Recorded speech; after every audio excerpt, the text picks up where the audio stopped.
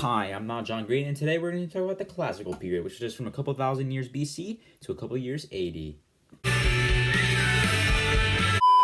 Greeks, obviously, their roots are in philosophy, and Socrates was Plato's main influencer. He was a great philosopher, and Plato, is known for so many of his famous works, including the Republic, which discusses what the ideal state should look like. And he also wrote the Apology, which lays out Socrates' defense on the charges he was accused of for poisoning the youth, when in reality he was laying down some of the most phenomenal thinking that we've seen up to this moment in human history. Plato also influences Aristotle, who wrote the Poetics, which we read in class, which is a great piece of work that discusses poetry, and it gives a detailed account of tragedy and what it should be about and the main themes. And a big recurring theme in the classical period is the epic narrative, because nothing was really written down. And so guys like Homer wrote the Iliad, telling of the Trojan War, while the Odyssey, which he also wrote, recounts Odysseus' 20-year journey home following the Trojan War. And these were not written down until much later, but they were passed down from generation to generation. So this was kind of the theme during that time period. And this goes to show that the themes of heroism and the gods and their interaction with humans was very prevalent at this time. This was one of the biggest things they wrote about, obviously, because they wanted to reinforce the tradition of their religion, but also wanted to create stories with heroes that they can champion behind. And this ends up leading to tragedy, right? Because there's these festivals for the god Dionysus, the Greeks are so into the gods, and so you have guys like Aeschylus, who's known as a father of tragedy. He was a Athenian who wrote Orestia, and he pioneered this by making it a trilogy about Agamemnon's son. And this later goes on to influence guys like Sophocles, who entered these Dionysian contests and never were judged lower than second place in these contests. And he wrote, Oedipus Rex, which we read in class, in Antigone, which once again examined themes such as royalty and just the downfall of characters whenever they get intertwined with the gods, or with just human emotions. What is a moral law? What is the civil law? And finally comes Euripides, who writes the Medea, which is about a witch that was married to the Argonaut Jason. He also writes Hippolytus, which is a tragic death of Theseus' son.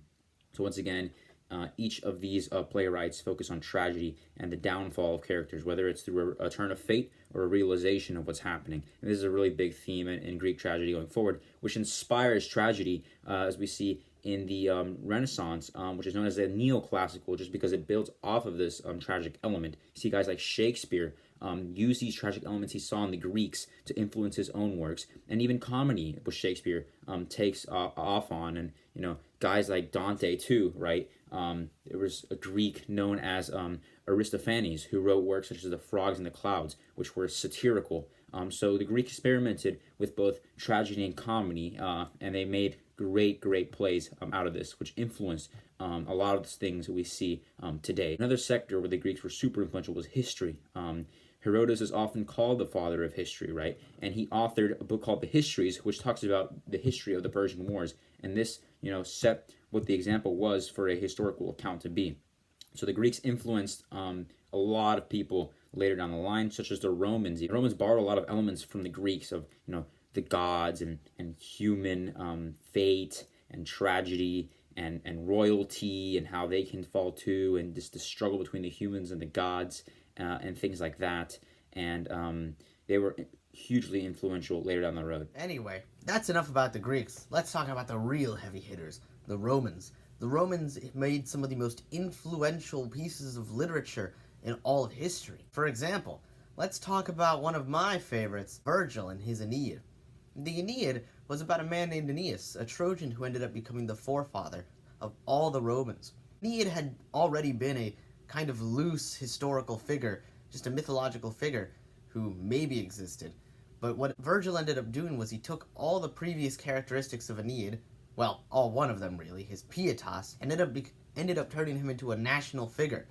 And this ended up unifying Rome in a very special way, because now they had this idea of common noble blood. And this kind of applies to us today, because Aeneid's main virtue, that is pietas, is still talked about in our theology classes, piety, as doing our duty towards God. Aeneas was a very pious individual and doing his duty towards his neighbor, his brother, as in other human beings, and towards his own deities. Of course, Another great influential work is Ovid's Metamorphoses. The Metamorphoses is a 15-book piece of literature that covers the history of the world, from creation to the deification of Julius Caesar as a Roman figure. And of course, this work is so important because it ended up inspiring some of the greatest playwrights and literaticians of all time, such as Chaucer, Shakespeare, and Dante. And of course, were it not for Ovid's Metamorphoses, Shakespeare might have never gotten into writing on Rome, and we wouldn't have such classics such as Antony and Cleopatra, Coriolanus, and Julius Caesar. And finally, one of the most influential playwrights is Catullus, who kind of is on the other side of the Roman coin. Instead of making Rome to be this phenomenal place that is so great, everybody wants to be from Rome, he focuses more on the impermanence of human life and how dark humans can really be. This is an excerpt from his poem 23. Furious, you who have neither a slave nor a money box, nor a bug, nor a spider, nor a fire, but who have a father and a stepmother too, whose teeth can chew even a flintstone.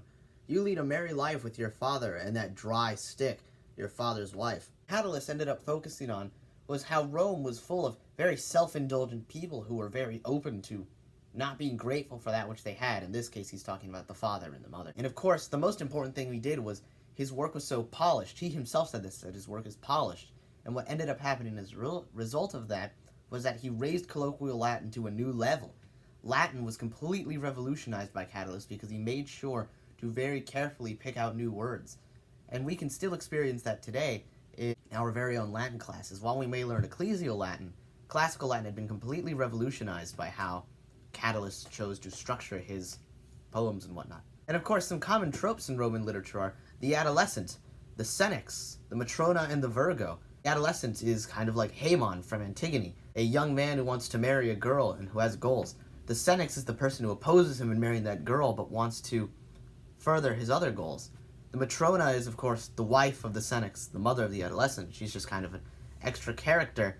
And finally, the virgo, who usually would have been held off until the end of the play to reveal that, oh, she does have noble blood. The adolescent can marry her after all. Now, that's all I have on Rome. So back to you, Diego. Thank you for that, Fernando. I just want to preface once again that what the Greeks and Romans did heavily influences all the literature that we see today. Tragic elements in the Greek plays of downfalls and, hamartias that these characters have is echoed everywhere, from Shakespeare to even our modern films and books that we see, saying themes like piety and other things seen across the Roman works that were heavily borrowed from the Greeks, were the groundwork for the works of literature to come. Some of the greatest authors borrowed some sort of element from the Greeks and the Romans, and that is why the classical period is so important. Thank you so much for watching. We'll see you next time.